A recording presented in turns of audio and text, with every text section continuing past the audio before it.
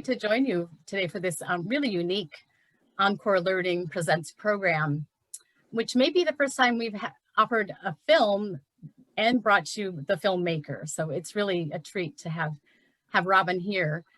I'm also really pleased we're sharing Come Walk in My Shoes, which both so profoundly shares the legacy of the late Congressman John Lewis, one of our many great losses over the past year, and also educates us on civil rights issues, which we are also engaged in right now during this time of really racial reckoning in the country. So it's perfect timing to have you here today, Robin. Robin Smith is the director of Come Walk in My Shoes, and the documentary was released in 2007. It intimately follows the congressional pilgrimage of sacred sites of the civil rights movement.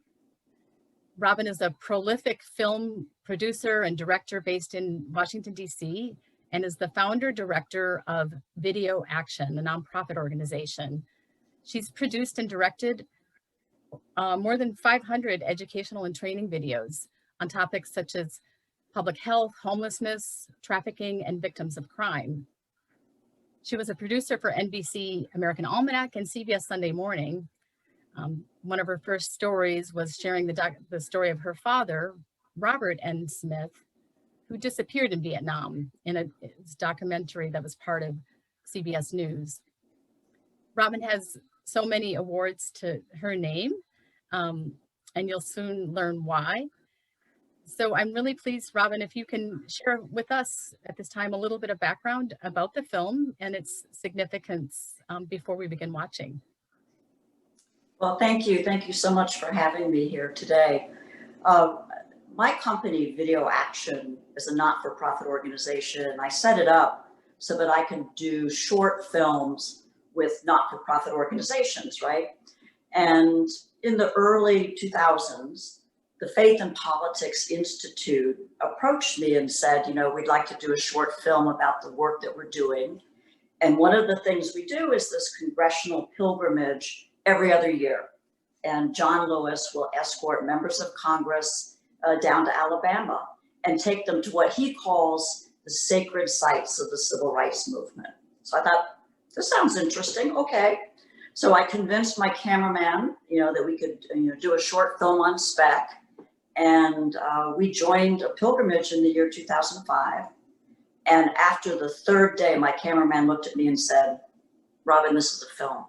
This is not a short piece about the Institute. You have to do this film because I want my son to experience what we've just experienced. So I embarked on raising the money and turning it into an hour-long film.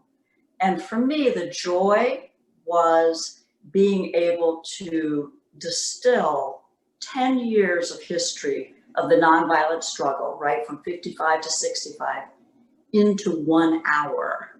And the framing, of course, is just following John Lewis on this pilgrimage, and he takes you into the churches and into the parks and onto the bridge, and you meet people that he worked with along the way. So the film will speak for itself, and I look forward to engaging in conversation after it's over. Well, that's wonderful. We will definitely do that. And so David's going to share the film and we'll watch that. And then following the film, we'll have a discussion. Yeah, right. I'll just mention that after the film, people can put questions in the Q&A function during the film if you want. We will handle those after the film, and we also have a number of other ways to engage that we will tell you about after the film. So with that explanation, let me. Oops. Just a minute. Nope. Wait a minute. Hold on a second. Ta-da.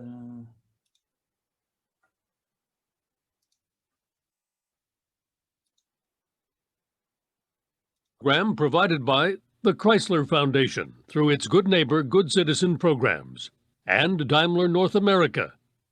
Additional support from Freddie Mac, Mortgage Insurance Companies of America, the Nathan Cummings Foundation, and these generous contributors.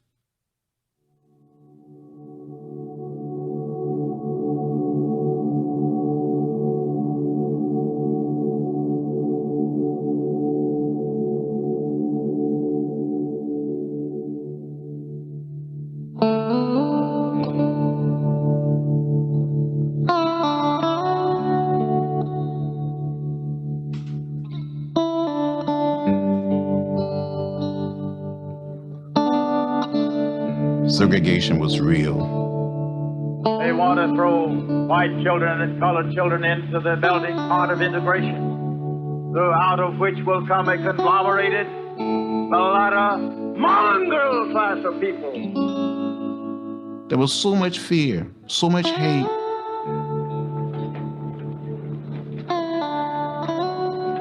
We who have been oppressed so long are tired of going through the long night of captivity.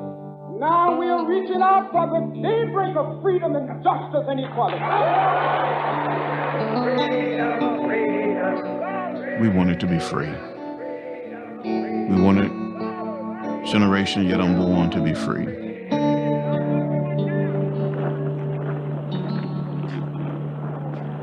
This is an unlawful assembly.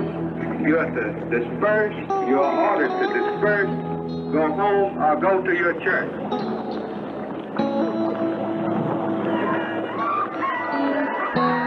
People were shocked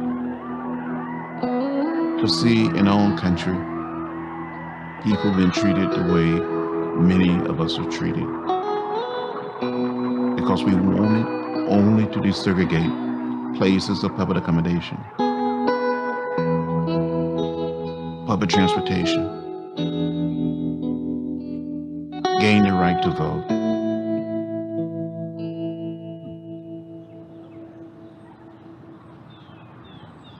It took me a long time, a very long time, to go back to the site. Where do we go? We're going to the museum. It's difficult to go back and relive what happened and how it happened. People paid a price for some pain. Some people gave a little blood. And others gave their very lives.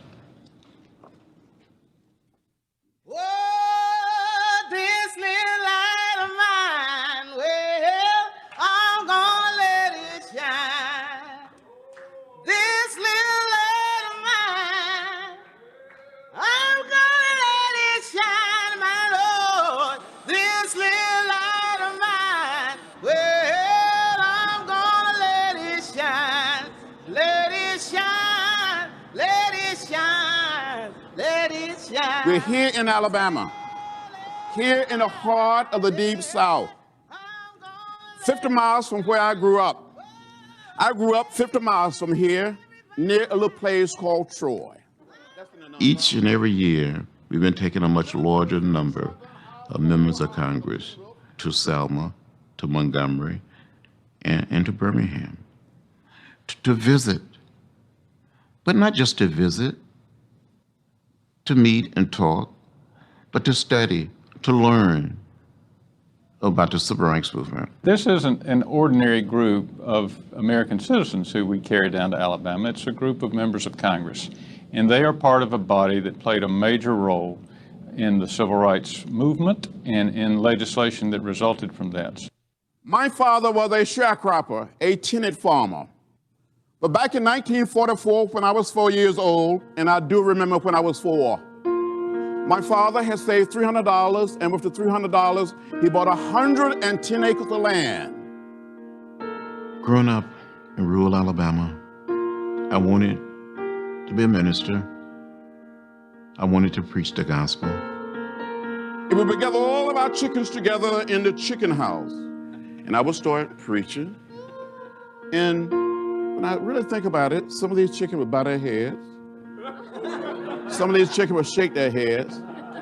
They never quite said amen. But when I look back at it, my colleagues, I think some of those chickens that I preached in the 40s and in the 50s tend to listen to me better than some of you listen to me today. Well, I feel today that I'm a minister taking the good news to a much larger community.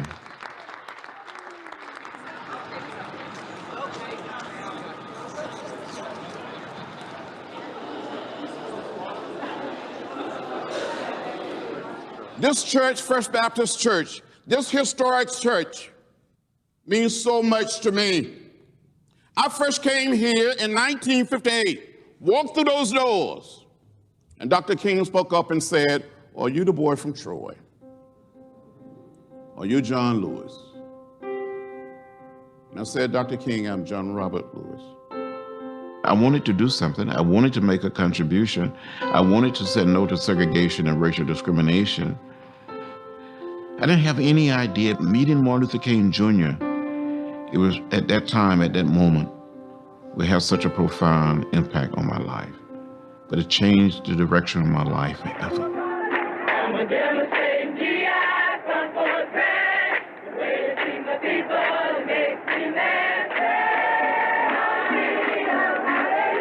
On August 28, 1963, I was 23 years old. I walked straight ahead to the podium. It was an unbelievable feeling to be standing there. I felt like the day had arrived, and I had to do my best. If we do not get meaningful legislation out of this Congress, the time will come when we will not confine our marching to Washington. We will march through the South, through the streets of Jackson, through the streets of Danville, through the streets of Cambridge, through the streets of Birmingham. We want our freedom, and we want it now. Just think, a few short years ago, it was almost impossible in this state, in parts of Georgia, in South Carolina, in North Carolina, for people of color to be able to register to vote. Because of the Voting Rights Act of 1965, the Civil Rights Act of 1964, we have witnessed what I like to call a nonviolent revolution. A revolution of values, a revolution of ideas. Hate is too heavy a burden to bear. What you will witness during the next 2 days will be a part of the history of a nonviolent struggle. What people are experiencing in the course of this weekend is a deep engagement with both the pain and the suffering that was a reality under Jim Crow. We got in the way. And another generation must find a way to get in the way. When people come to understand the spiritual dynamics and power that were at the heart of the movement, at least in this setting, among members of Congress, they're usually getting an education in that for the first time. Let the spirit of history be your guide.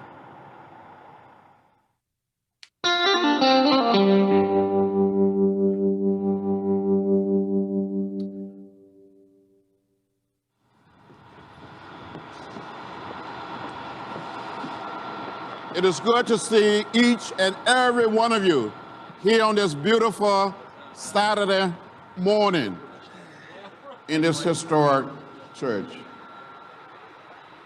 Just look around. You had here during the 50s a young black Baptist minister by the name of Martin Luther King Jr. preaching the gospel of hope, the gospel of liberation, deliverance. On one occasion, he said, when a man straightened up his back, nobody can ride you. Nobody can ride you. The Rosa Parks and the religious leaders, black religious leaders, and a few white religious leaders here in this city inspired an entire generation, not just 50,000 black people in this city, but an entire generation to stand up. And they stood. We never assemble with a feeling or a sense of bitterness. Martin Luther King Jr. and the people in this church and the people in this community got in the way. Just the other day, one of the fine citizens of our community, Mrs. Rosa Parks, was arrested because she refused to give up her seat for a white passenger. At present, we are in the midst of a protest, the Negro citizens of Montgomery. 90% at least of the regular Negro bus passengers are staying off the buses, and we plan to continue until something is done.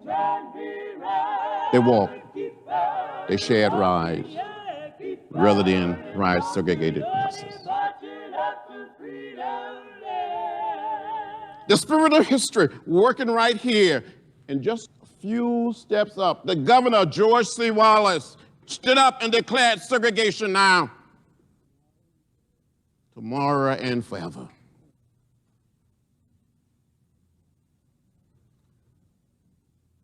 Dr. King said, when an oppressed people make up their mind, nothing can stop them.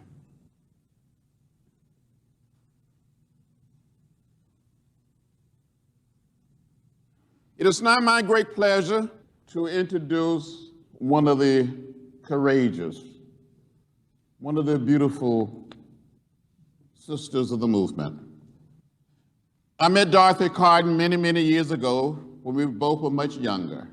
She was working with SCLC, working with Dr. Martin Luther King Jr., teaching people how to pass the so-called literacy test. Dorothy Carden.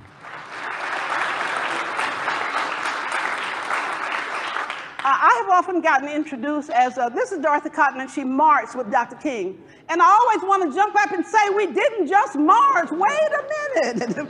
Because before there was a march, people were working in communities for months and sometimes years before that work evolved to the need for some confrontation. In the movement, all of the organizations were teaching people the basics. Teaching some people how to read and write. How to read the application form for voter registration. Did you all ever see those? They had questions on them like, have you ever been convicted of miscegenation? That's the application form to register to vote. How many windows in the courthouse? I mean, clearly designed to keep the masses of people, black folk especially, from participating in the political process. These people who attend the citizenship education program will come and study for a week or 2 weeks. And then they had a responsibility to go back to their community. We spread that program all across the southern and border states. People coming together from all the states to discover that they were not alone in struggling for the right to vote, to break down segregation in public accommodations. And let's have a kind of a mass meeting. And if you don't know what a mass meeting is, you'll know before we get through this. Yeah. Come by here, my Lord. Come by here. That's right. Come on. My niece told me, now, Dorothy, don't go up there thinking all those white folks gonna sing with you. But now let's put the lie to that. You got to join in. We're invoking the spirit. Come by here, my Lord. Come by here. We're praying now, everybody, please. Come by here, my Lord.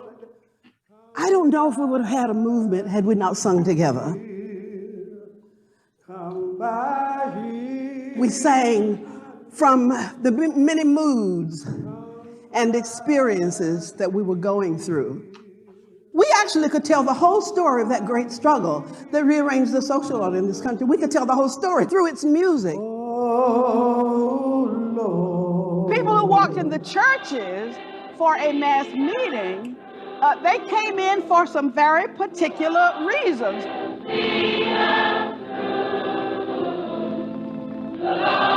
Some people came in because they were just curious. because so much was going on in the streets.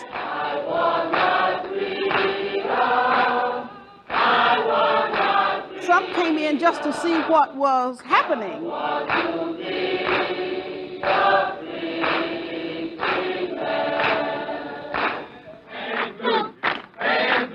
Most of them, however, came in because they were moved, they were stirred, they had gotten caught up in the dynamics of what was going on. March today, I want to go and march today in Selma, Alabama. While we're here this weekend, I also want to emphasize, and I'll come back to this, that the civil rights movement was a people's movement. God knows we loved Martin Luther King, and he loved us, and we were just so close, great friends. But I don't want the history to be written, hundreds of years from now when we're all gone, that Dr. King did it by himself, because it was indeed a people's movement.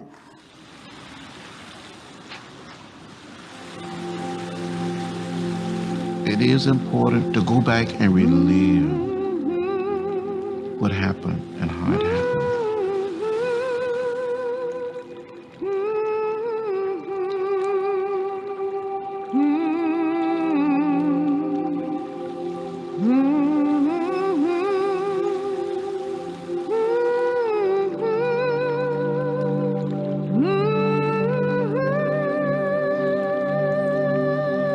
When you go to that memorial in Montgomery and see the names of the martyrs of the civil rights movement, and you place your fingers over a name, over a place, a date, and you realize that people paid a price.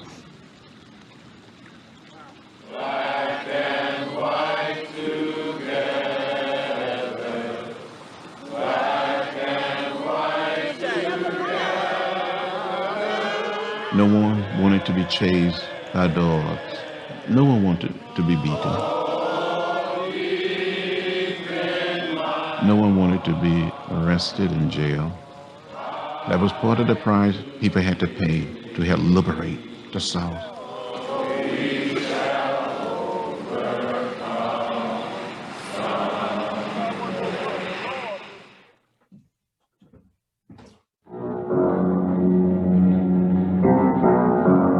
On February 1st, 1960, 4 college freshmen sat down at a dime store lunch counter in Greensboro, North Carolina, and asked to be served. They were Negroes. Their request was denied, as they had expected. They remained seated until the store closed for the day. A spontaneous local protest led by an 18-year-old boy. But it is now estimated that as many as 100,000 persons may be involved in similar protest activities in 13 southern states. We had the very first sit-in here in Nashville. And I took my seat at the counter. I asked the waitress for a hamburger and a Coke. I said, I'm sorry, our management does not allow us to serve niggers in here. I was sitting there demanding a God-given right. And my soul became satisfied that I was right in what I was doing.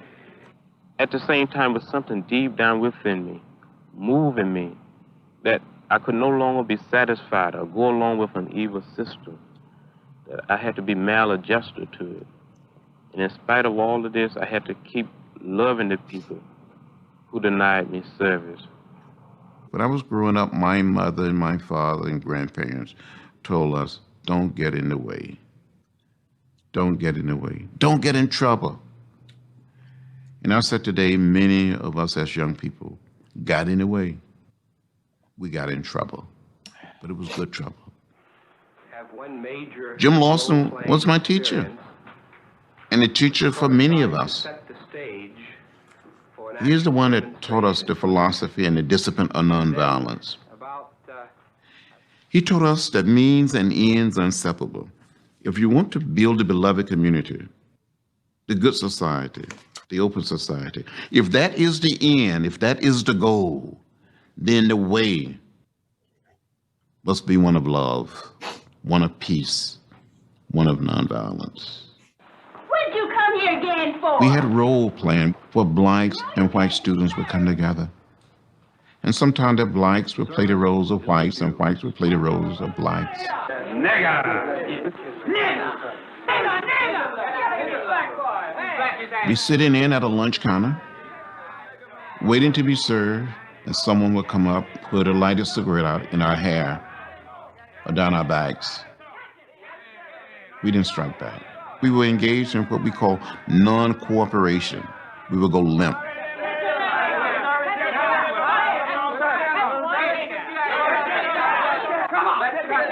Without Jim Lawson as a teacher, without the drilling in us and instilling in us that spirit, that philosophy of nonviolence, we wouldn't have survived. I saw a bunch of coloreds sitting on the stools.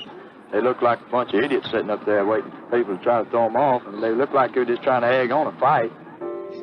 So we tell people no weapons, no knives, no sticks. Bring yourself. Let your body be a witness.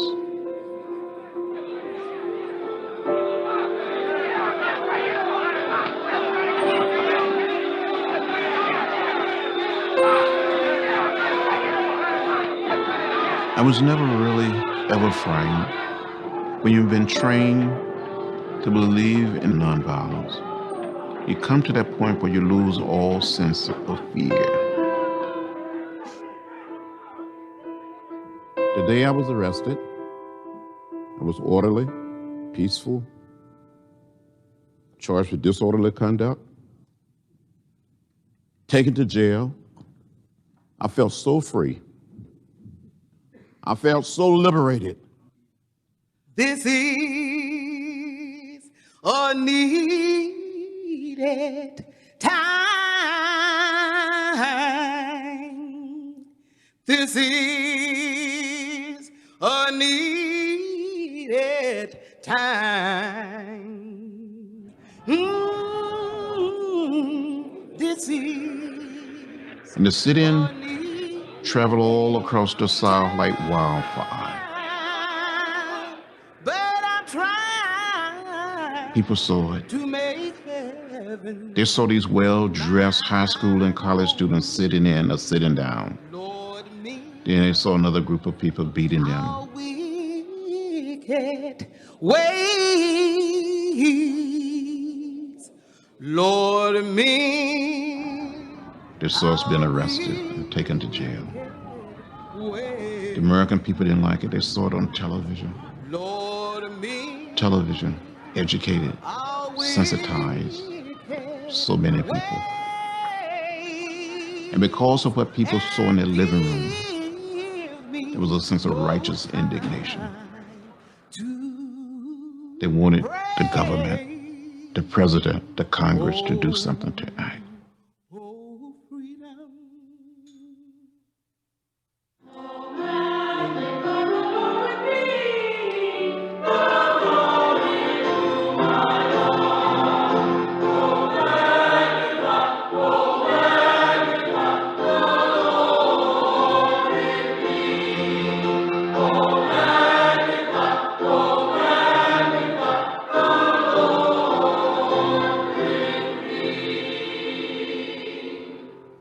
Now it is my responsibility to present to you a native of this great state, a young man who heard Dr. King speak, was so deeply inspired, he became part of that effort. Working with the Student Nonviolent Coordinating Committee, better known as SNCC. We call him Bob Zellner, but his real name is John Robert Zellner. Come on, Bob. Once again. Thank you. I actually grew up in LA, Lower Alabama. My daddy was a member of the Ku Klux Klan, grew up in Birmingham. His daddy was a member of the Ku Klux Klan. So it was very unlikely that I would ever wind up being a colleague of John Robert Lewis. So how does a little white boy ever get tied up with this group of criminals? Well, I was at Huntington College, and I was given an assignment to study the racial problem in a sociology course. And I want to talk to you young people how much trouble you can get into writing a paper. 5 of us said, after we'd done all the research, that we have to go and meet Dr. Martin Luther King and Rosa Parks and E.D. Nixon and the people who made the great bus boycott here. This is in 1960 in Montgomery, Alabama. Our professor said, that won't be necessary. And we said, why? He said, because you'll be arrested. Now, being young sociologists, we were intrigued by the idea that you could be arrested doing research for a paper. He said, the Klan will find out that you're going over there and meeting with Dr. King, and they will beat you up, and that will be a breach of the peace. And not being lawyers, we said, well, why wouldn't they arrest the Klan people? He said, well, you have a lot to learn. That's why you're in sociology class. We were young, and we knew John Lewis already. We were little white students in Alabama, and we already knew about the sit-ins. We knew about young people our age dressing up spiffy, dressing up with their trench coats and their books, going sitting in the lunch counter and saying, we are staying here, either arrest us or serve us. That captured our imagination. We came right here to this church, the most wonderful meeting you ever heard. Dr. King spoke, there was a workshop, nonviolent workshop, and after it was all over, Dr. King came and said, the police are surrounding the church. They're going to arrest you. And we said, well, we need to escape. And having a good sense of humor, he laughed, you know, and we said, well, actually what we need to do is try to escape. Because we need to tell mom and dad that we didn't just go and want to be arrested, and we tried to escape. He said, okay, I'll tell you what, Zellner, I'll go out the front door, and Reverend Abernathy will let you out the back door. That's exactly what happened. Got back to campus, and sure enough, here comes the whole administration of the college. And they said, you have to resign from school now. That night, the Klan burnt crosses around our dormitory.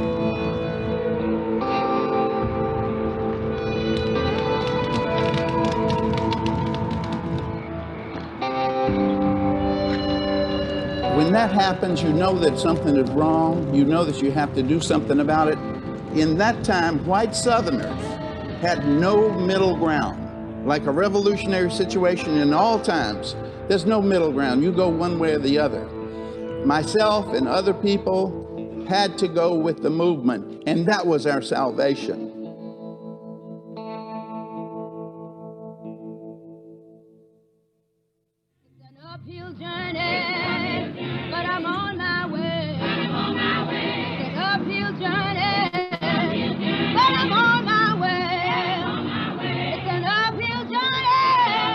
In May of 1961, went on something called a Freedom Ride. In 1961, black and white people could not board a Greyhound bus and travel together through Virginia, North Carolina, South Carolina, Georgia, Alabama, Mississippi, Louisiana, without the possibility of being beaten, arrested, jailed. At Anniston, we were surrounded by a mob who followed us out of Anniston for about 4 miles until one of our tires went flat. At that point, they started breaking the windows of the bus with chains and pipes and one thing and another. They finally threw a bomb into the bus. Robert Kennedy, the Attorney General at the time, suggested there should be a cooling off period and we should stop the Freedom Rides. But a group of us had other plans. 10 students left at 6:30 a.m. in the morning to carry on the Freedom Rides.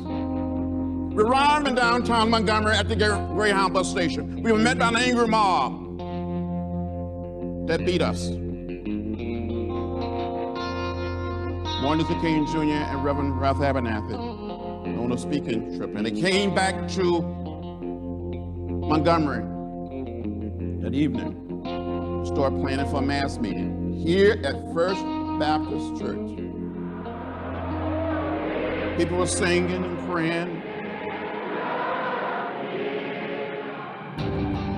An angry mob gathered right outside of the church in this area. Started burning cars, trying to burn down the church. Martin Luther King Jr. went down into the basement here, made a call to Robert Kennedy, and told him there was a dangerous situation here. They have requested that all of us stay in here for the time being, that nobody will leave. We stayed in this church for 15 hours, all night. And President Kennedy federalized the Alabama National Guard and placed the city of Montgomery under martial law. If it hadn't been for President Kennedy, Robert Kennedy, the Alabama National Guards that were federalized, I don't know whether many of us would have survived that night. So God is a good God. Over 300 people were arrested and went to jail on Parchment that summer. And Robert Kennedy and President Kennedy got the Interstate Commerce Commission to issue an order of banning segregation, racial discrimination. And by November 1st, 1961, all of those signs that said white waiting, colored waiting came tumbling down.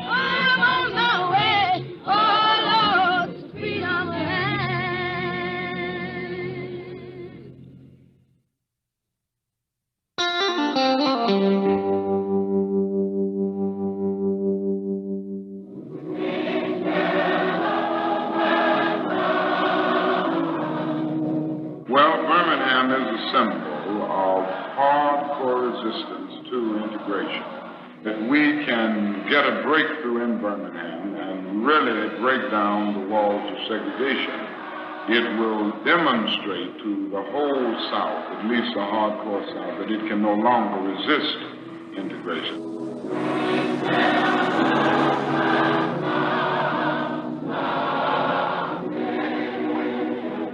We wanted to be free. And some of us, during the Freedom Ride, during the sit-ins, during the marches, were prepared to die for what we believe in. Reverend Fred Shuttlesworth of the Bethel Baptist Church is the Negro feared most by the white citizens of Birmingham. A militant leader, he has a faithful following. He has been the target of a mob, 2 bombings, and a long history of harassment. The first time I saw Brass Knuckles, I was being struck with him. This mob had chains, brass knuckles, sticks. You feel sorry. You don't understand how men, otherwise calm, peaceable men, could act worse than raving beasts. The cameras were there. They realized they were being seen, but their hopes were to kill me. We mean to kill segregation, be killed by it. Reverend Fred Shuttlesworth. Thank you. I've always had, I think, the stuff in me to want to challenge what was wrong. That ought to be in everybody's life. And it's there if you can just learn how to relate it to God's purposes for your life. 7 years before I invited Martin Luther King to Birmingham, I had already begun leading Negroes in this city to speak up for their rights, to ask for Negro policemen, to challenge the voting system. And mine was the first church, Bethel, to register the names of all of the people in the church who could vote. Now, the Ku Klux Klan was headquartered mostly in Birmingham, less than 5 blocks from here. I think it's hard and difficult for most people to understand a group of men, women, and occasionally young people, children, dressed in white robes, burning crosses. The Klan terrorized people. And so I dared send out a call for all the Negroes to come together and decide whether they want to be free.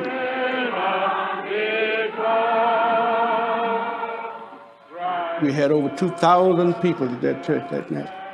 And we organized. Now, God helped me to give another one of those rip-roaring speeches.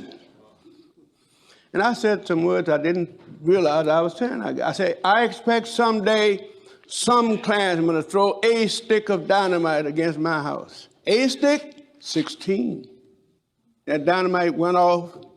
I knew exactly what it was. They all expected me to be dead. And that night, it was a big, burly policeman. And he said to me, Reverend, I am so sorry. He said, Reverend, if I were you, I'd get out of town as quick as I could. That's the only time I spoke. I said, well, also, you're not me.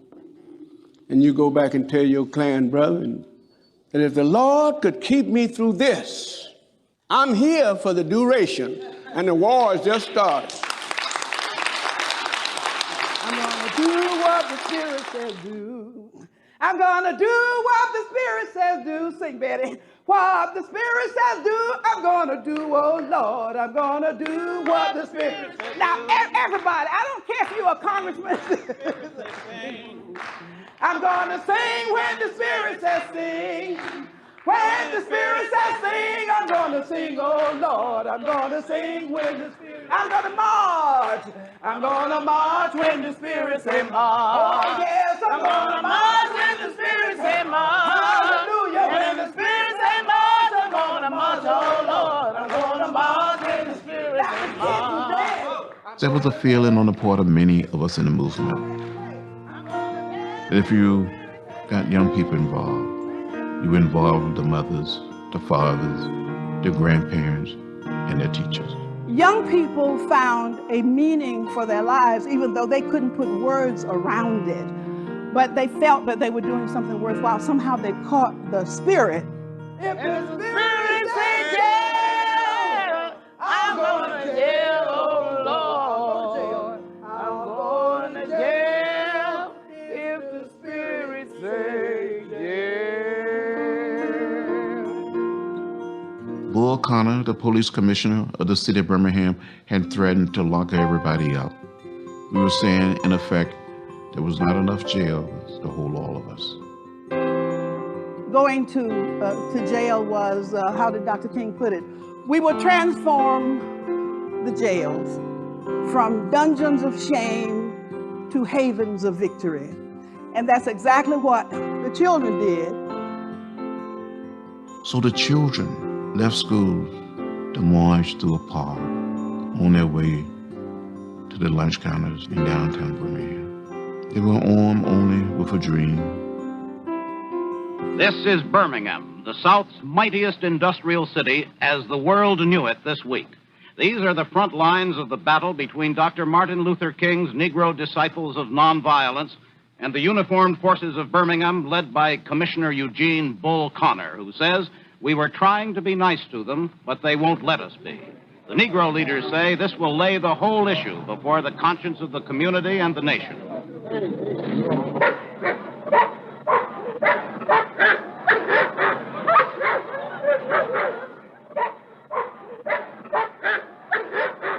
I've been in the storm so long. When you see the fire hoses, so powerful, so strong, they can literally take bark off of trees, pick people up and drop them down. I've been in the storm. It was a powerful witness. So long, but I'm trying. It was here in this city that the legal back of segregation was broken. Not with adults, not even with college students, but with junior and senior high students.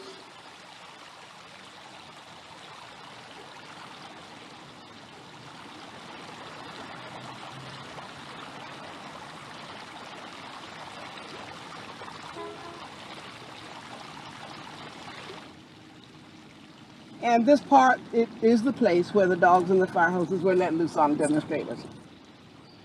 They use these hoses to demonstrate on this sculpture and these forms right here, the force of that water. I have members to walk through the park with members of their families and cry.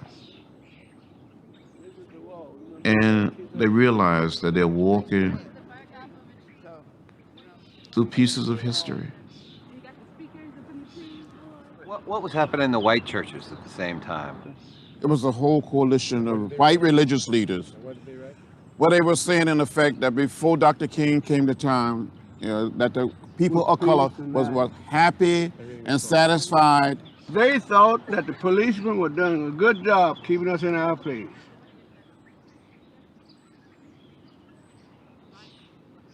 This Battle of Birmingham would not have been won if it hadn't been for people Matthew's age. How old are you, Matthew?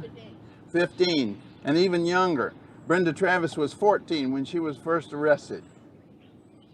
And we want all of the children and young people to be up front with me, okay? Okay. Do you want a picture of you and Mr. Lewis? All of the young people stay here tight because you're going to walk across right behind Mr. Shuttlesworth and Mr. Lewis. We're going to walk across the street here in silence with John and Fred carrying the wreath and the young people behind them. As we gather here on the steps of the 16th Street Baptist Church, take a moment to remember what happened here in Birmingham. Here at this church on September the 15th, 1963, a terrible bombing took place that killed 4 little girls. We stand today on this sacred spot, remembering the many downfalls and uprisings, the many turmoils that happened in this city that represented in the past so much darkness, so much meanness. You just can't stand outside that church in Birmingham and imagine those 4 little girls being bombed, and seeing it and hearing about it, talking about the people who were there, without making an absolutely, totally indelible impression. Oh, freedom. Oh, freedom. Oh, freedom over me, over me. And before I be a slave, I'll be buried in my grave and go home to my Lord and be free.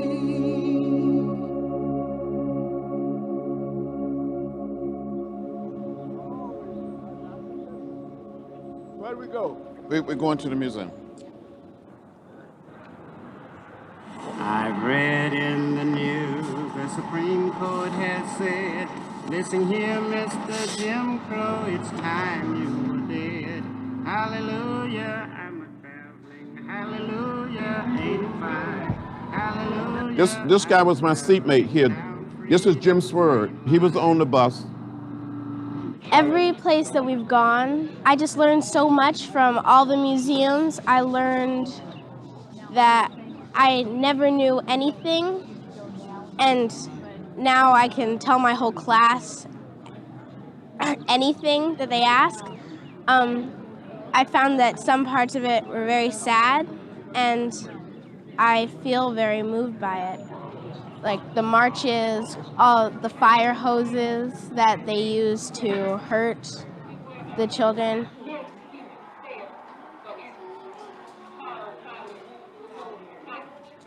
How you doing? Pretty good. Good. Where is it? This is Selma. This is the bridge we're going to walk across tomorrow. This is a few minutes after this picture was taken. This is what happened.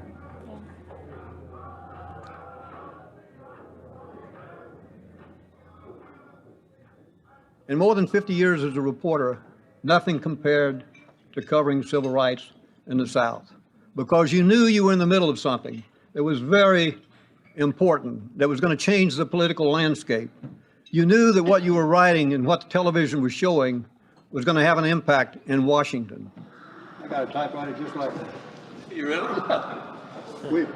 The LA Times rented a whole bunch of old typewriters at the 1976. Today, they were stirring in me a whole volcano of emotions.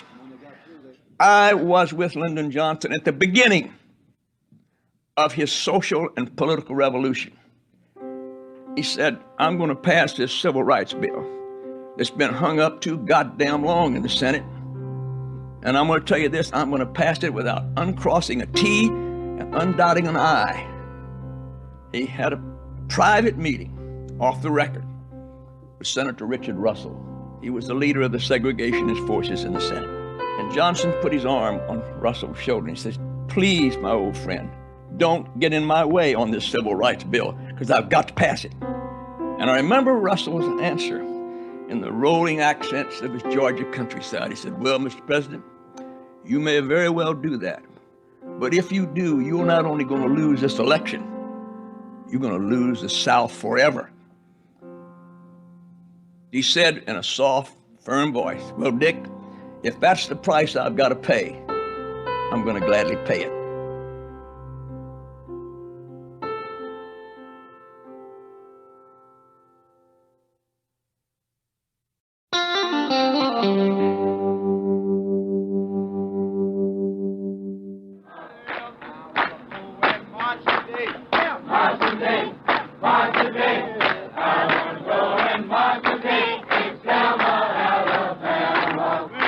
This is Selma, the heart of the Black Belt. In 1965, we're just a sleepy little town. Selma sprang overnight from an obscure southern town to the front pages of world newspapers. Do you have any business in the courthouse? The only business we had was to come by to the Board of Registers to register. The Board of Registrars is not in session this afternoon, as you were informed. You came down to make a mockery out of this courthouse, so we're not going to have it.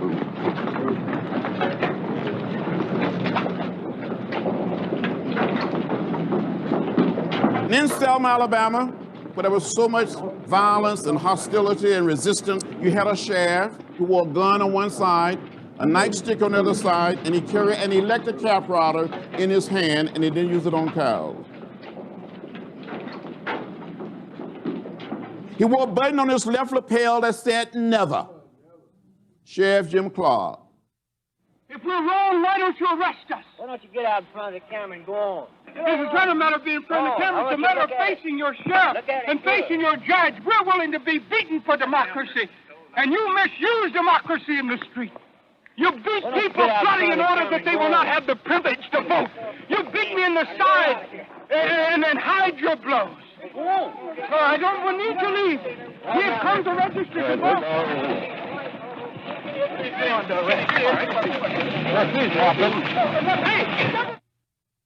I'm here to tell you tonight that the businessmen, the mayor of this city, the police commissioner of this city, and everybody in the white power structure of this city must take a responsibility for everything that Jim Clark does in this community.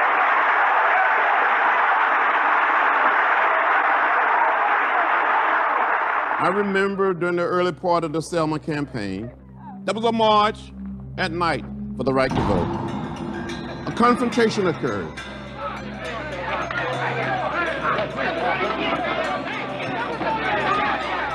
A young man by the name of Jimmy Lee Jackson, a veteran, tried to protect his elderly mother.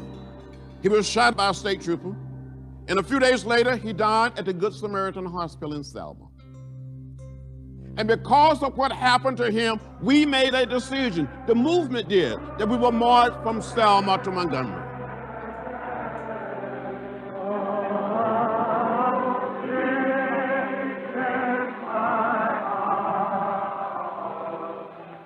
When I left this church 40 years ago,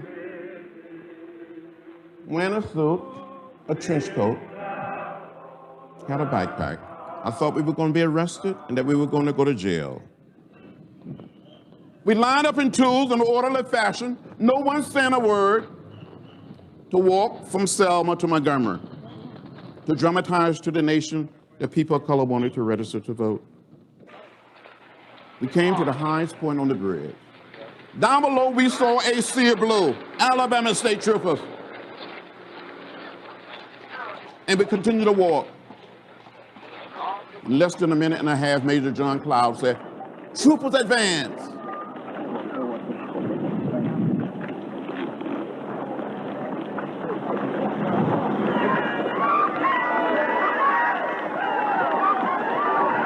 They came toward us, beating us with nightsticks, bullwhips, trampling us with horses, and releasing the tear gas. I was hit in the head by a state trooper with a nightstick and had a concussion there at the bridge. I thought I was going to die. The pictures, the images on television were powerful. They tore into the very conscience of the American people. People were shocked to see in our own country people being treated the way many of us are treated, because we wanted only to gain the right to vote.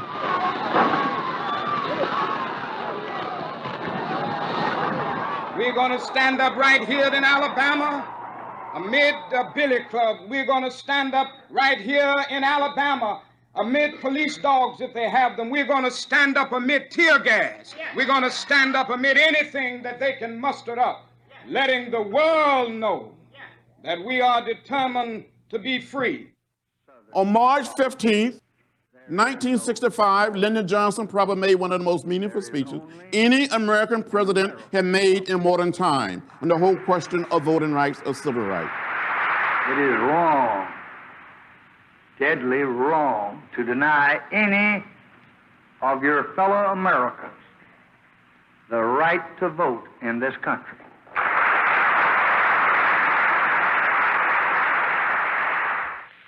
Their cause must be our cause too. Because it's not just Negroes, but really it's all of us who must overcome the crippling legacy of bigotry and injustice. And we shall overcome.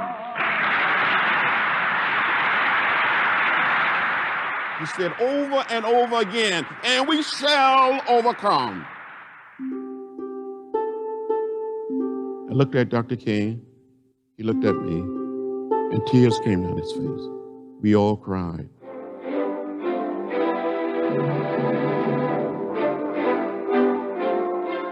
Today is a triumph for freedom. That was a defining moment. We knew then that we had won a victory. That was the moment that liberated the South.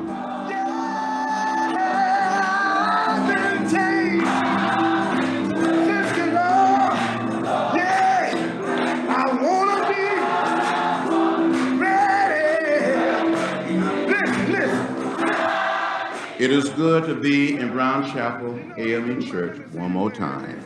Write my name. Yeah. I think the Civil Rights Movement, the idea and the philosophy of nonviolence had a profound effect on the very psyche of all of us. I wanna be. When I hear young people say nothing has changed, I just feel like saying, come and walk in my shoes. Things have changed. Oh, this the light of mine. I'm gonna let it shine. Oh, this the light of mine. 40 years ago, all of the state troopers were white men. But 5 years ago, they were black and white, men and women, and they stood and saluted us. I have a feeling today that in America we are too quiet. We need to make a little noise. We need to push. We need to pull until we can create the beloved community, a truly interracial democracy in America. Let's keep walking. Let's keep moving. Let the spirit of history be your guide. We're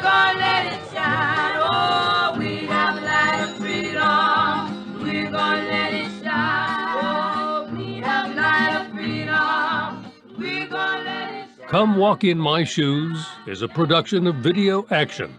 For links to educational resources and other information, visit videoaction.org. This little light of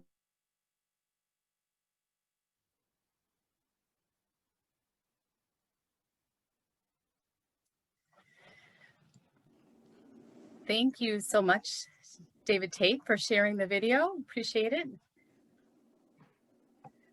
Let's see, we can get this view switched around. And I'm so glad that Robin Smith, the director of the film, is here with us. We're just so honored to have you here. I watched this, I've probably seen it a couple times, and I know the first time I watched it, it was just so incredibly moving.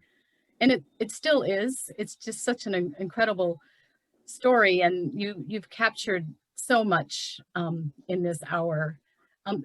Many people joined us late and maybe don't have a little bit of the context. If you want to go a little deeper into how it came about, you were just going to get a little bit of footage of the pilgrimage, and then what happened? Yeah, so I think now you've seen the film, you can see the conceit, which is we're on a 3-day pilgrimage being led by John Lewis. It's a little hard to explain that in the film in the very, very beginning, but once people get it, I think you move along with it. But what's so powerful about it is that the pilgrimage is designed to walk you through this history from 1955 to 1965.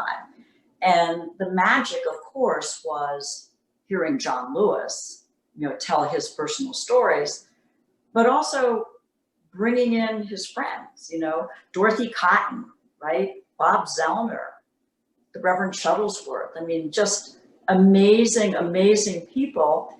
And they tell their part of the story too. I mean, I feel so blessed as a filmmaker that I was able to be there with the camera, and that I was able to spend, I spent about a year editing this. It wasn't something that came together very, very quickly. And I thought very deeply about every single connection. And, when I've seen it a million times, right? And it was as fresh today as it was when I made it. The Dorothy Cotton telling us that you could tell the whole story of the movement through the music, and then to be able to witness what a mass meeting must have felt like, right? As an organizing force.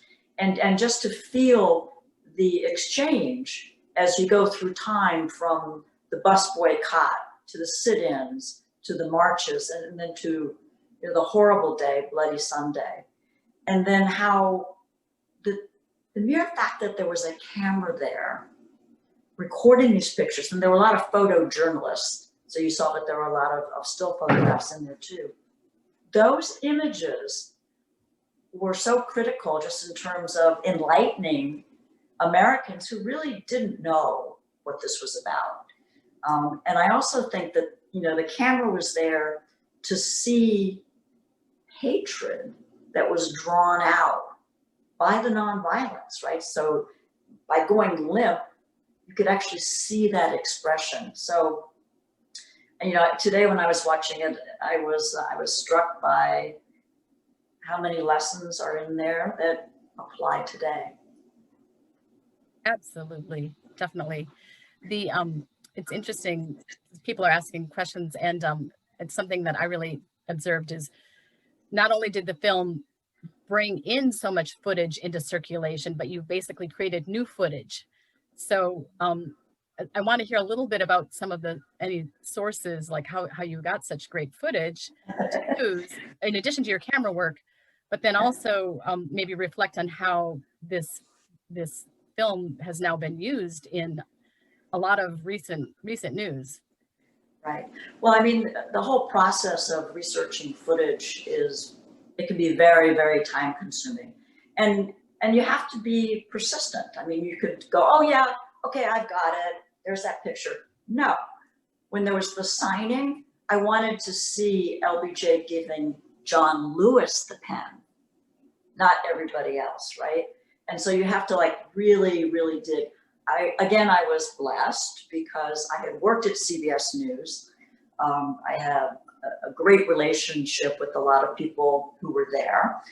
And I was invited into the library. Now, I started at CBS as a researcher, so I knew about that library, right? I knew what I wanted. And so I was invited in, and I was able to actually look at footage that hadn't been broadcast on television, which is kind of rare. But the other thing I want to say about the footage, and I hope that members of our audience have seen the beautiful film called Good Trouble, right? Where a lot of the same footage that I found, because once you find it, then it's like, okay, you elevate it. A lot of that same footage was used by Ava in her film. But the whole telling of the story feels different. And, I think these are beautiful companion pieces to go together, because my film really was looking at the 10 years, looking at nonviolence, looking at the role of faith and music in the movement. Her film was looking at the political activism. And again, it's John Lewis, he's telling you the same stories. He's telling you about the chickens, he's telling you all of the same things. But it's just the way that they're crafted together that you end up with a different product. One of the beautiful things that happened when I was showing this film is that middle school kids really wanted to see it. And there was one group here in Washington, D.C. that saw it. And they said to me, we have to write letters to those students in Birmingham, because we have questions for them. And it was just, and you saw in the film the young girl who was obviously so moved by being there. To have these young people look at the film and connect with it is powerful. They also said to me, I'm so glad you put some color footage in there, because had it been only black and white, I would not have been interested. I'm like, there's a lesson for us, okay. So thank you for noticing that we have the contemporary footage, the pilgrimage, but then the very artful weaving of the history. Really, really wonderful. Your website also has curriculum guides. So this is well, actually, it doesn't anymore. Okay. This film was released, many years ago, and sadly, that curriculum is not available anymore. But I have to tell you, while I was watching the film today, I'm realizing that this is not an artifact that should be on a shelf. I mean, that really and truly I need to re-energize myself around packaging it in a way that people can have their conversations in their living rooms right now, right? In these other places where we're still talking about these same issues, right? And to be able to look at the history will then prompt conversation. So I've been inspired, but I'm embarrassed that I didn't take that off before you showed the film. That's okay. Somebody asked about who Jim Lawson is, a little more background about him. He was amazing. In fact, if anybody in our audience watched the memorial funeral for John Lewis, he spoke. He was a reverend from, I think he was from Ohio. I'm pretty sure. I'm sorry, I'm looking at my husband, who's my second source here. But he was committed to the principles of nonviolence. And he was in Nashville when John Lewis was a student there. And he held all the workshops and really taught a generation of activists the principles of nonviolence. I mean, the role plays and all the things that they did. We're lucky because a documentary filmmaker was invited in many years ago and recorded a whole thing about him. So he's still going strong. He's in his 90s and 92. He's 92 years old. Okay. People are curious about working with John Lewis, and okay. So what I always say is, he's the essence of humility, right? All the time that we were working together, on this film, he wasn't in there going, gotta do this, you gotta do that, and if we do this, we do it, I'm gonna use it this way. He was like passive, right? He allowed me to interview him. He allowed me to tell the story. And then the first time he actually saw it, we were at the MPAA at a screening. And when he saw it, I mean, he wept as though he was seeing the story for the first time. He is so genuine. And I know that, his deep faith that motivated him all those years was something that he was able to convey to me, and really inspired me to think deeply about what does that mean to love your enemy. That you have pictures in the film of him at age 19 where he's processing all that. This is what I got to do. He's processing all the things that Reverend Lawson had been talking to him about in the workshops. And again, what a gem, right? To have that little piece of footage that we can look at. Indeed.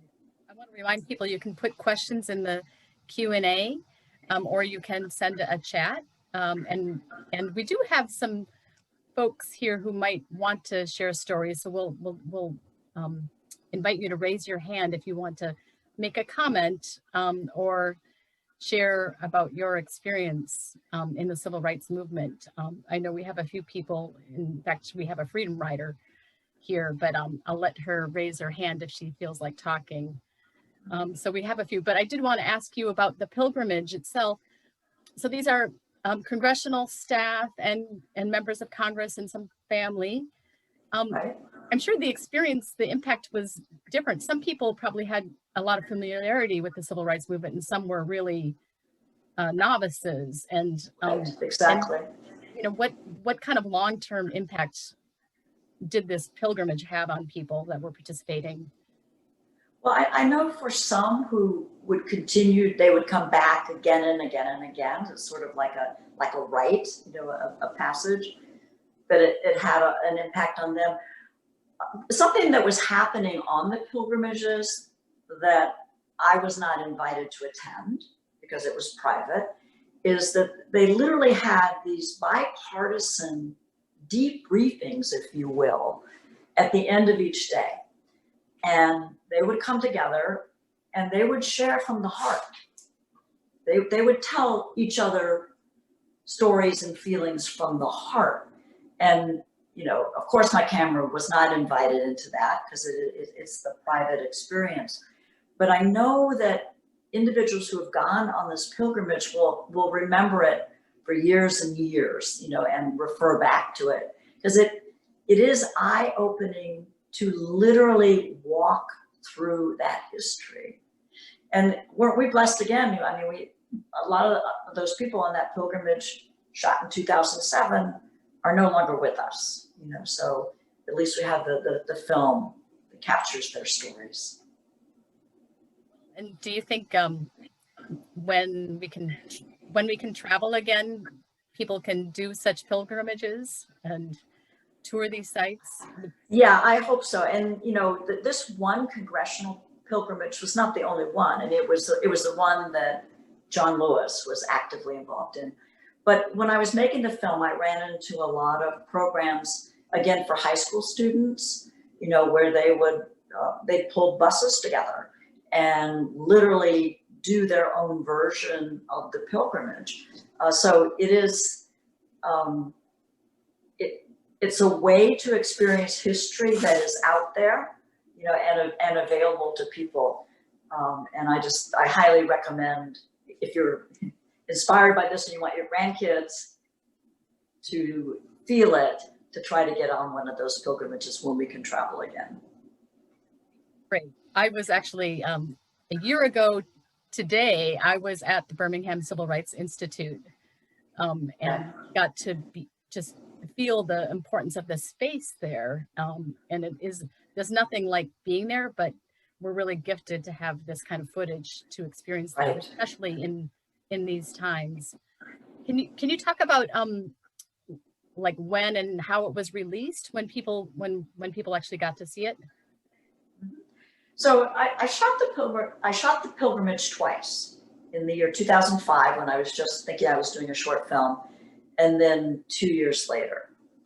And, or was it 2003 and 2005? There were 2 years in between those two pilgrimages. Okay.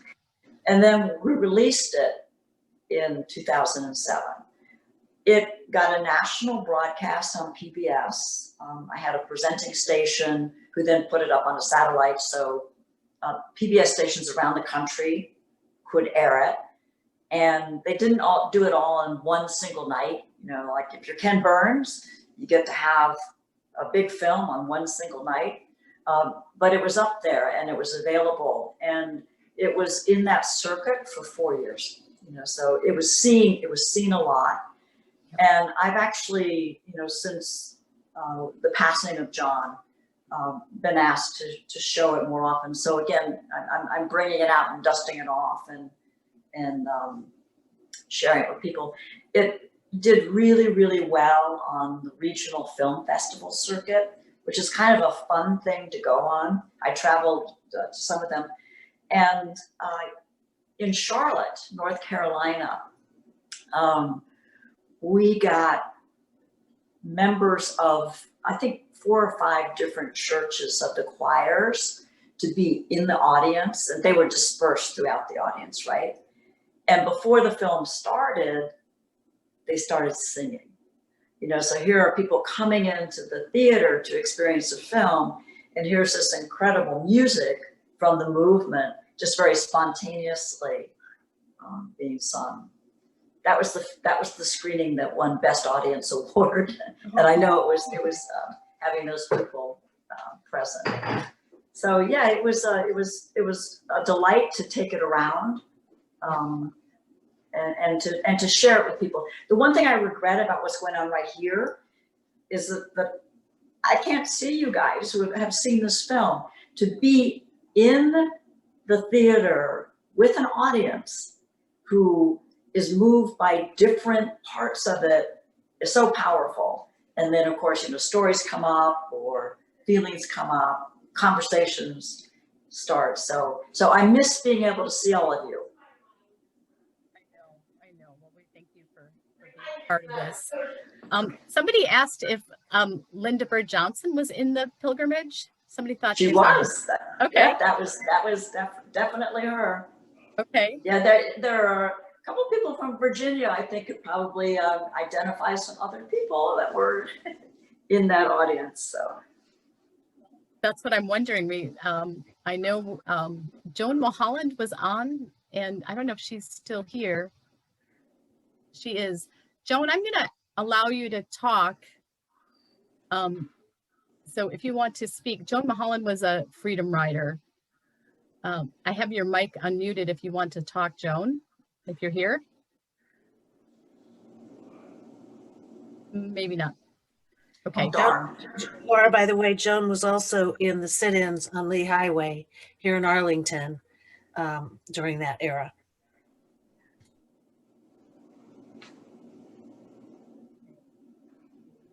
There's other people that would like to share a story, you're welcome to raise your hand, and we'll let you share a story. We have a participant who shared that Operation Understanding DC is a local group for high school Black and Jewish students to learn about the civil rights. Exactly. And they go on a 3-week journey through the civil rights landmarks. So that's a really great group to learn about. So is somebody from that group in our audience right now too? A parent of a student who participated is on. Yes. Yeah. I don't know if I'll unmute Susan if she wants to talk more about that program. Susan, you're unmuted if you want to share further. Okay, thanks, Laura. Yes, my daughter participated in this journey. It's a whole year program. They start with the kids in 11th grade, and very early in the program, they go in for 3 weeks in the summertime through all these landmarks, and it's a very impactful experience. And then the kids are educated in public speaking and learn how to go out into the community and share their experiences. So it's a fabulous program. If anybody knows of any high school, rising 10th, 11th graders who might want to participate, I highly recommend it. Thank you for sharing. Yeah, I learned about it from my intern. My intern was helping me with some of the footage research, and she said, "Oh, in my high school, we've been doing this." I was like, "That's incredible." Somebody asked, what was your reaction to the Supreme Court rulings that has rolled back some of the civil rights movement accomplishments? It's extraordinarily depressing. I think one of the things that I took away from the making of the film is just how artfully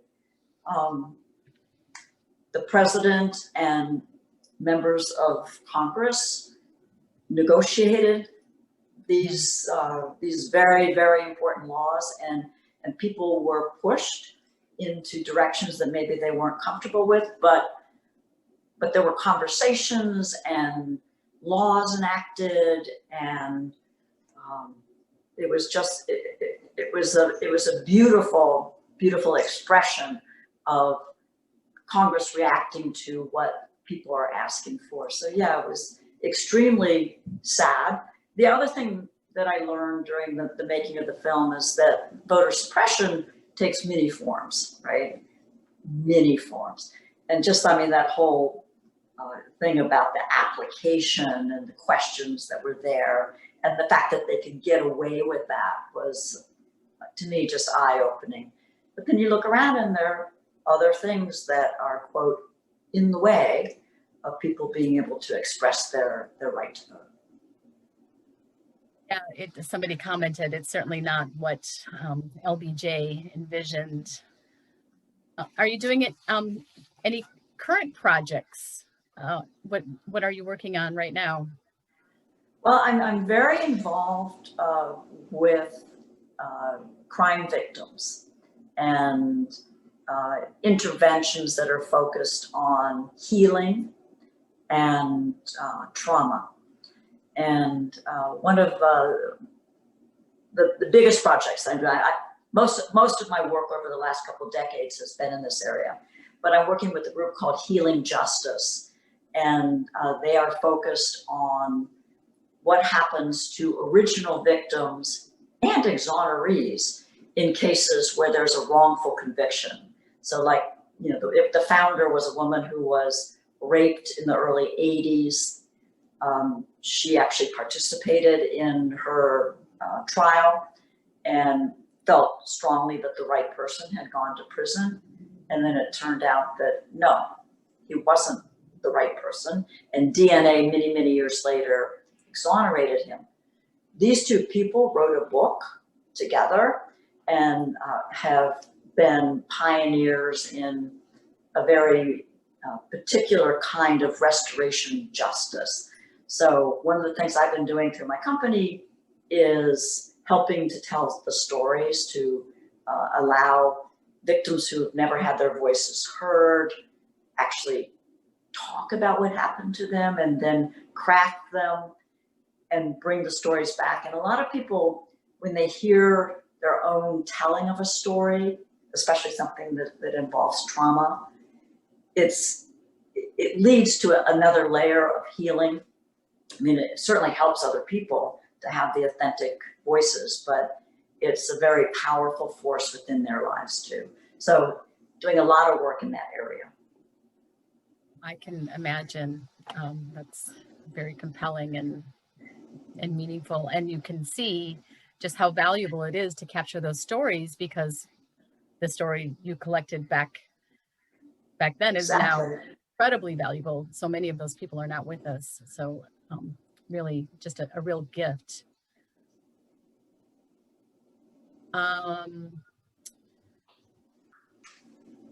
Is there something that that happened during the making of the film that was completely unexpected that you didn't plan to talk about or include? I think I was surprised by how my faith life was something that I had not really connected with social justice in a very overt way. And so to spend the 1 year editing the film, and with each scene to really be digging deep into what these things meant and what one's faith means and how it defines what you do, what your actions are. I'm not gonna, maybe surprise is not exactly the right word, but the depth of that experience for me was so powerful. It's always powerful to make these films, right? But to be able to connect it to my own strong beliefs that are based on faith and are a key part of social justice was an important part of that process. Indeed, indeed. And I think so much of the message in the film too is for today's activists, the importance of engaging youth. Yes. What powerful stories for these young people to have really turned jail into havens of victory. Exactly. Yeah. Wow. Yeah, there are a lot of phrases there, right, that you could pluck out. In fact, when I did my curriculum that you can't see, it was a lot of that because the film is very well organized into, sorry, my husband's taking a call back there. It's very organized into chapters that make it ideal for being able to integrate into curriculum. So again, I feel inspired. I need to do this. One of our members shared that she went on Julian Bond's civil rights tour. Yes. And he conducted during spring breaks. And sometimes they were able to connect with John Lewis. And the experience was one where you heard Julian Bond and they went to sites and he explained the experiences and shared some of the entertainment world who supported the civil rights movement. And Harry Belafonte was involved. So she shares that his autobiographical film is really great too. So recommends that. Okay, I'm going to tell one personal story. So I have a niece who asked if we would take her to these 3 sites, right? If we do our own little private tour. This happened just a couple years ago. And we said yes, we're like, sure, we'll do this. And so we're in Selma. And Selma is a sleepy little town, right? And its museum structure is, it's not as robust as what you see in Birmingham. So here we are in this little tiny museum, and they have a photograph on the wall, which is as big as the entire wall. And the camera's up really, really high, and it's just sort of looking at everybody who is marching from the actual march from Selma to Montgomery. And my husband was a brand new correspondent with CBS News at that time. And he covered, the march. And so I remember him telling me, or actually I remember seeing the footage of Martin Luther King. He had a leg, right? And I always thought that was kind of interesting that he's wearing this Hawaiian leg. And so I'm looking at this huge photograph and I see the Hawaii delegation. I'm like, huh. And then I go down and I look at it. And in the very bottom corner is Martin Luther King, with his leg, and my husband, with the microphone right in front of him. And it's, it's like this tiny little piece of this huge wall photograph. And I don't know, it just thrilled me that, that was there. And of course, I overexpressed my enthusiasm, and other people who were around had to know the stories, but it was a charming moment. Great story. Karen Darner is with us today, and Karen, I just unmuted you if you want to share any further stories. Karen is a former delegate. Yes? I do have one story from the first tour I took with Julian. And it was, we were at the visitor center that's in between Selma and Montgomery that has been erected since, of course, the original march. And our whole group, our whole busload was inside, and we were seeing some movies and looking at other artifacts that were there. And I happened to notice a busload of kids coming into the parking lot. So I went out to see what was going on, and it was there were 3 teachers who were junior high teachers, and they had a busload of kids who were, I think, the 8th graders from Kentucky, I believe. And they were there to see what they'd been in Selma, and they were on their way to Montgomery. And but the ranger had told them that there was a group inside they'd have to wait for a while. And I was a teacher in Arlington, and I knew that having things planned and then having to wait with a busload of kids was going to be a difficult thing. So I went to the teachers and I said, I'm here with a group that has Julian Bond. If I could get him to come out and talk to you and your students, would that be okay while we finish up inside?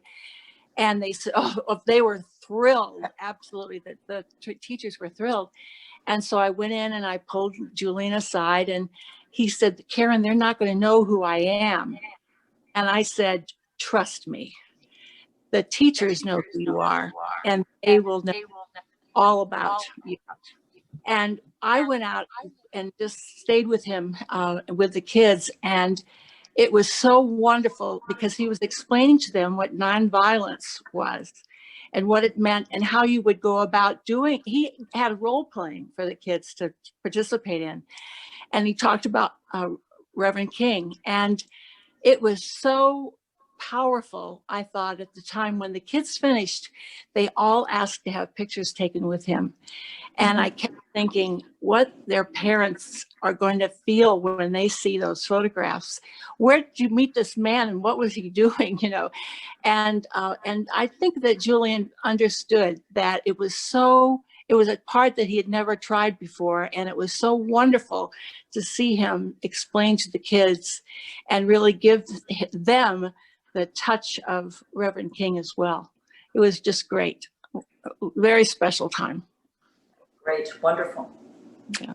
Great story, Karen. Thank you. Yeah.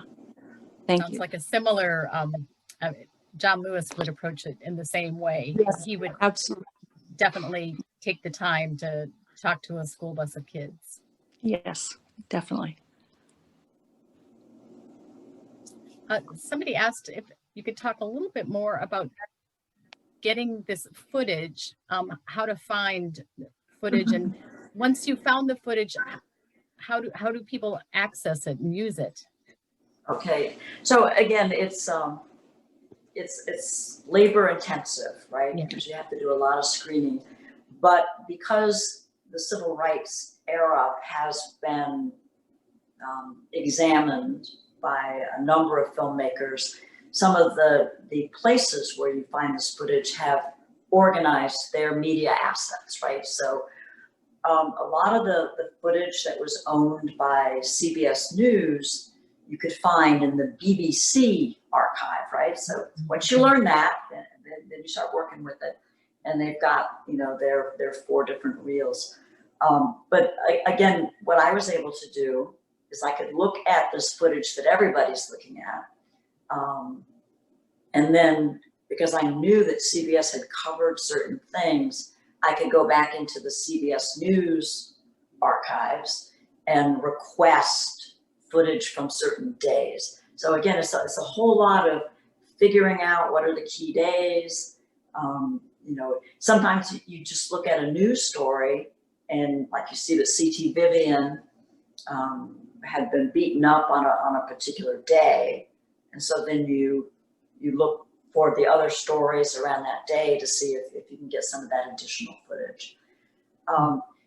Once you find the footage, and you know, if you see the whole film, you'll see like there's like a huge list of all the sources.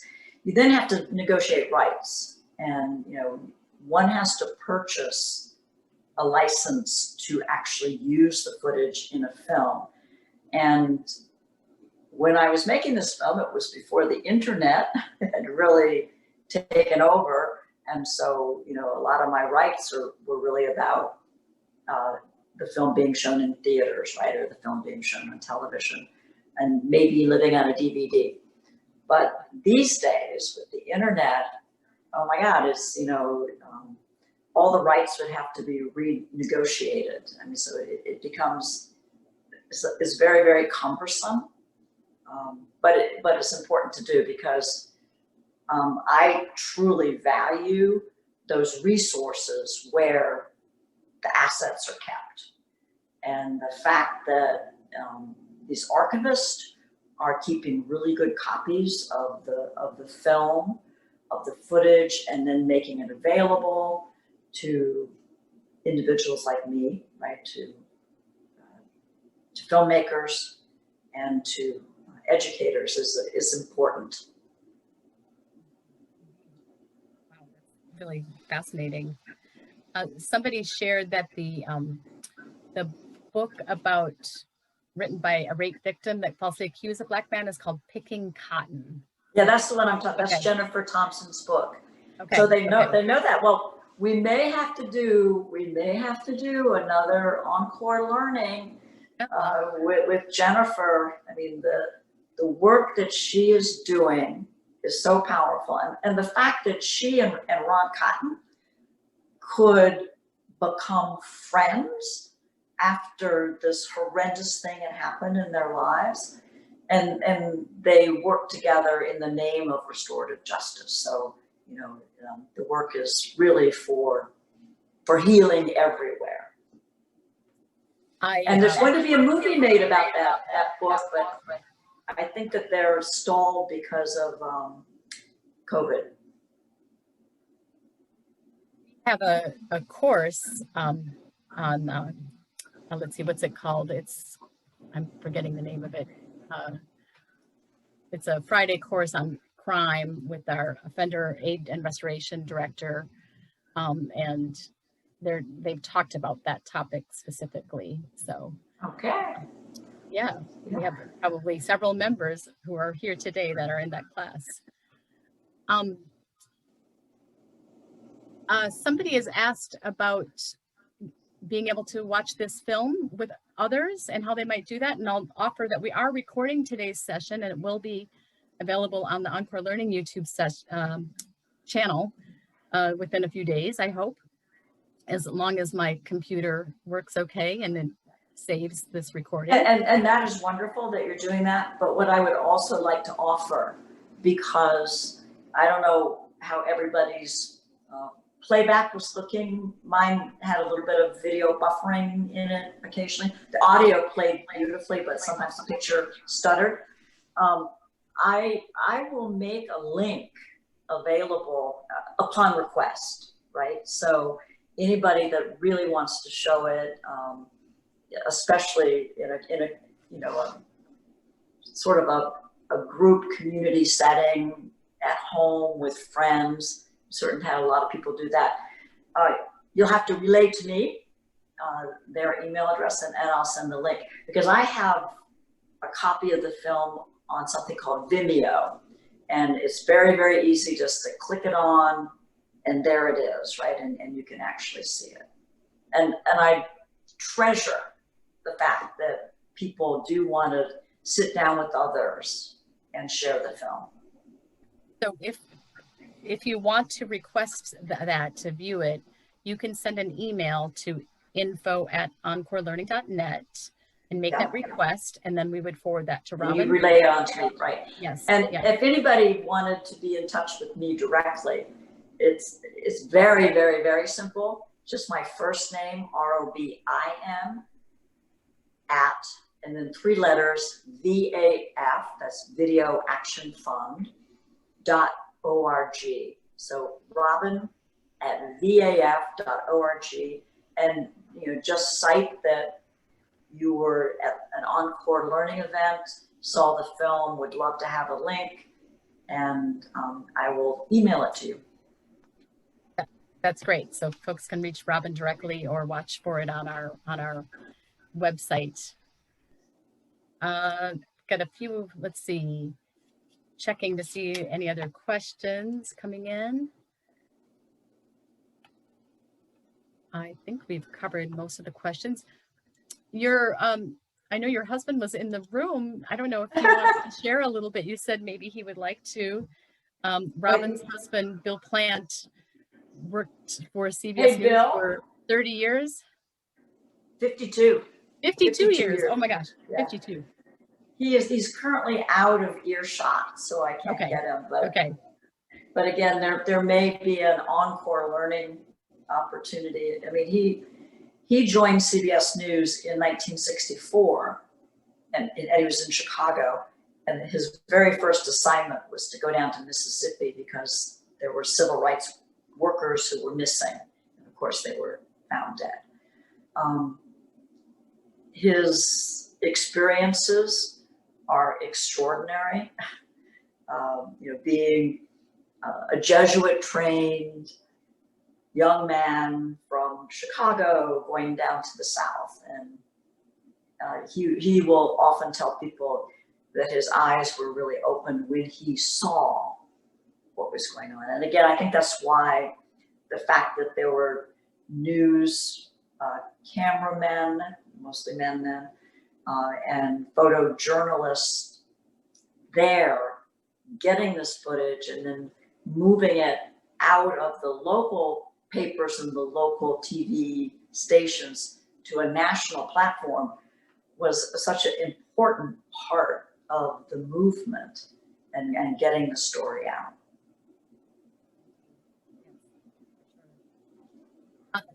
It was asked how this opportunity came to you. Again, so you were invited to do this, or was it how are you selected to do it? To do the film? Yeah. Okay, so my company, Video Action, was founded as a not-for-profit organization, and I did that intentionally because I had been at CBS News when the show Sunday Morning was created. So I was the very first researcher on that show, 1978. And I loved what I learned there. And the most important thing that I learned there is that my passion for documentary filmmaking, which can be very expensive and time consuming, that could be satisfied with shorter pieces, because the stories that we would do for Sunday Morning, at that time they were 8 minutes long. They were authentic voices. They were like little mini documentaries. So I treasured my experience becoming a professional in this field in New York with Sunday Morning. And when I moved to Washington and reinvented myself and created my company, I wanted to be able to do Sunday Morning style pieces directly with the not-for-profit community that was making a difference.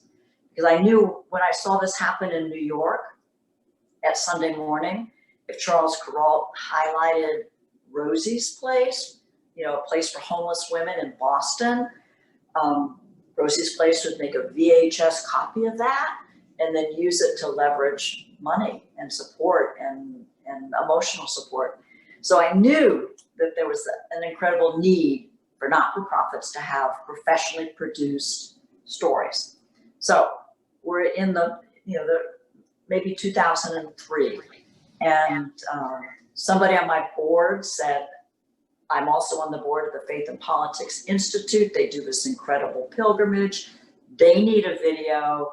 I want you to do this. And so we took it on spec. We were not, quote, hired to do it. We took it on as an on-spec project. And while I was down there with my cameraman, at the end of the third day, he turned to me and just said, you know, this is not a short film. Robin, you have to make this into a documentary. And so that's when we, Video Action, initiated, you know, all that energy that one needs to raise the money and to be able to make it happen. And of course, Faith and Politics Institute was delighted. Yes. Oh yeah, that's wonderful. I wonder what it might look like to do like a part 2 to it, include stories from the past year even. It could Yeah. be a whole nother. Well, I'm sure everybody in the audience today was thinking about all the images that we're flooded with these days, right? Because so many people have their cell phone. And we see these horrific acts. And there's one part of me that's like, why aren't we more outraged? I know there's a lot of outrage, but it's just like, why isn't there even more? There is so much footage. And I mean, that film has to be made. I'm not sure I'm the one that needs to make it, but it has to be made to be able to connect the dots. Again, I said this earlier, the beautiful part of doing Come Walk in My Shoes is I was invited in to connect the dots between events that happened over a span of 10 years. Look at what's happened to us in just a year, 2 years.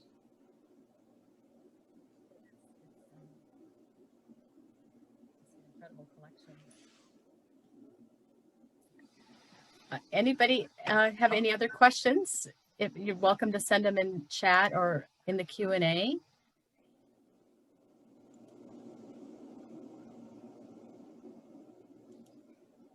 And do you think maybe when the virus restrictions are behind us, that we could actually organize an in-person screening?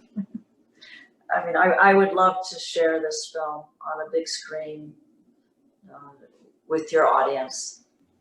The problem with that, this is Chris, at the library, we can only seat 100+ people. And so somehow having a virtual opportunity to screen the film means more people can be in the audience. That's one perspective. The other perspective is the point you made. You want to see the reactions, you want to see the people, you want to experience with them.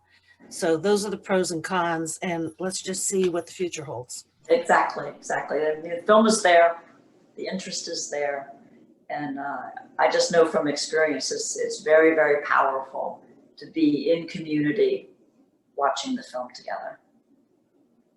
Yeah, it's certainly something we all missed. Encore Learning has a film club, and they watch 2 films a month.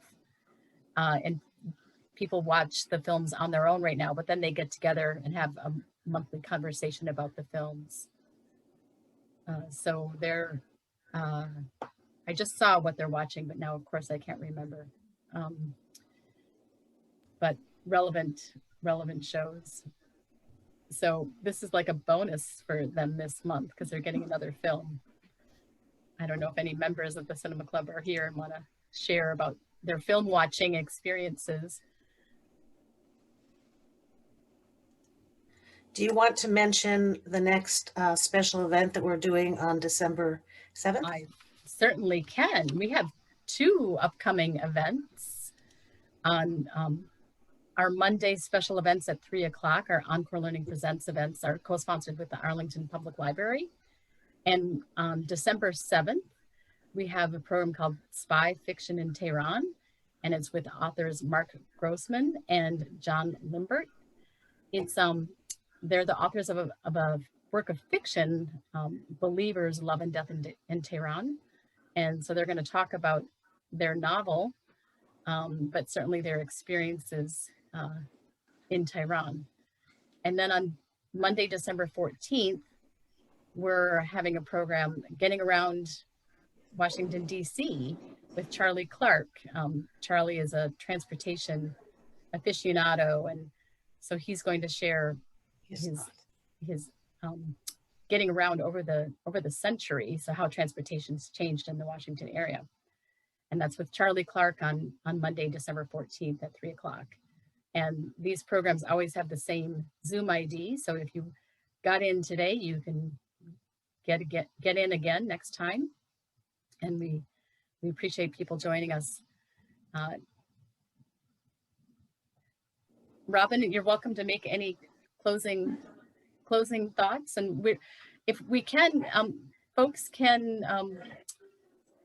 send a chat message to appreciate Robin. You're welcome to send a message and, yes. and any comments. And what we do is we actually save those and we can save the chat and she will get to see those comments later. So please feel free to send a chat and show your appreciation for Robin. And we're just ever so thankful to have you here with us.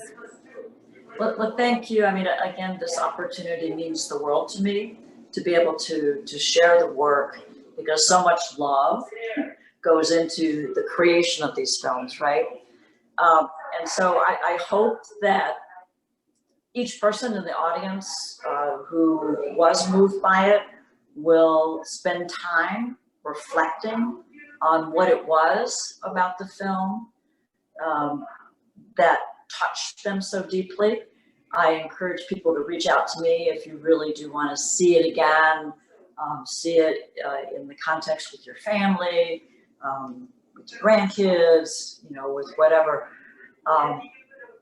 It's just the whole experience of sharing work that one spends a lot of time working on with an audience is so profound. And so I'm grateful that you're there. I'm grateful that my talent as a filmmaker has brought something to the screen that is appreciated. So thank you very much.